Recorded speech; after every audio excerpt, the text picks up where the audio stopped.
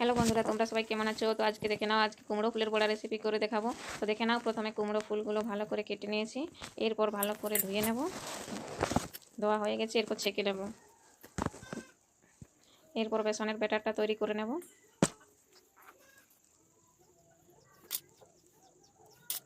Batter তৈরি করার জন্য প্রথমে লবণ, হলুদ, কালো জিরে আর একটু শুকনো লঙ্কার গুঁড়ো দিয়ে দিয়েছি। এরপর ভালো করে জল দিয়ে ব্যাটারটা তৈরি করে নেব।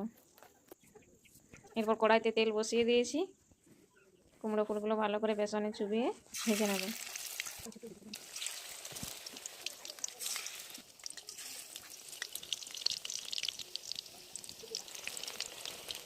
ভাজা হয়ে গেছে, এরপর তুলে নেব। আরেকবার দিয়ে দিয়েছি তেলে। এই দেখুন কি সুন্দর ভাজা হয়ে গেছে।